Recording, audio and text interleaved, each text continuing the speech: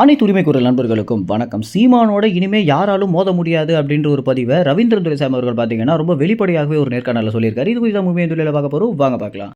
மூத்த பத்திரிகையாளரான ரவீந்திரன் துரைசாமி நிறைய நேர்காணல்களில் சீமானை குறித்து பேசிய ஒவ்வொரு பதிவுகளும் பார்த்தீங்கன்னா ரொம்ப ஆழமாகவும் ரொம்ப நேர்த்தியாகவும் இருக்க ஒரு காரணத்தினாலேயே சீமானை விரும்பக்கூடிய அனைவருமே ரவீந்திரன் துரைசாமி சொல்லக்கூடிய கருத்து கணிப்பையும் ரவீந்திரன் துரைசாமி சொல்லக்கூடிய விமர்சனத்தையும் பார்க்கறதுக்கு ஒரு பெரிய ஆவலாக இருக்காங்க அப்படின்னு தான் சொல்லி ஆகணும். குறிப்பாக சீமானுடைய அரசியல் சூழல் அப்படின்னு வரும்போது ரவீந்திரன் துரைசாமியை விட எந்த ஒரு பத்திரிகையாளருமே ரொம்ப நேர்த்தியாகவும் ரொம்ப உண்மையாகவும் சொல்ல முடியாது அப்படின்றது தான் நிதர்சனமான உண்மையாகவே இருக்கு.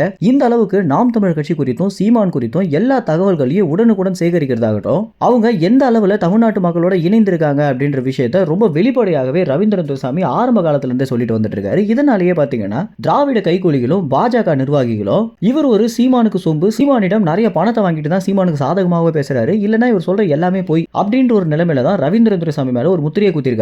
இப்படி இருந்தாலும் தமிழ்நாட்டு மக்களுக்கு என்ன நிலவரமோ அதை சொல்லி ஆகணும் அப்படின்ற நோக்கத்துல ரவீந்திரன் துரைசாமி, பாண்டே இது போன்ற நபர்கள் பாத்தீங்கன்னா எந்த விமர்சனத்தையும் முத்திரையும் கண்டுக்காம நாம் தமிழ் கட்சி உண்மையிலேயே எந்த அளவு மக்களோட இணைந்திருக்காங்க அப்படின்ற விஷயத்தை எல்லா இடங்களிலுமே பதிவு பண்ணிட்டு வந்துட்டு இருக்காங்க.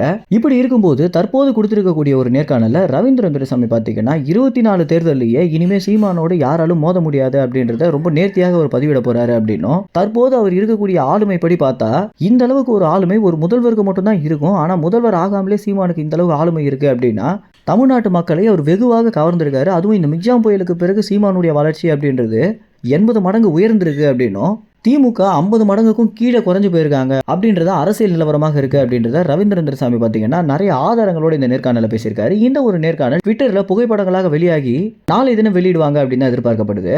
ஆதன் தொலைக்காட்சியில் பணிபுரிகிற நபர்கள் பார்த்தீங்கன்னா இந்த ஒரு வீடியோக்களுடைய தொகுப்பை இவங்களுடைய செய்தியாளர்கள் சந்திப்பில் பகிரும்போது தான் இந்த அளவுக்கு ரவீந்திரன் துரைசாமி பேசியிருக்காரு அப்படின்ற விஷயமே தெரிய வந்திருக்கு. இது வரைக்கும் இல்லாத அளவுக்கு ரவீந்திரன் துரைசாமி சீமானை குறித்த நிறைய விஷயங்களை ரொம்ப வெளிப்படையாகவும் பிற கட்சிகள் பார்த்து பொறாமைப்படுற அளவில் பேசியிருக்காரு அப்படின்றதா கிடைத்திருக்கக்கூடிய தகவலாக இருக்கு.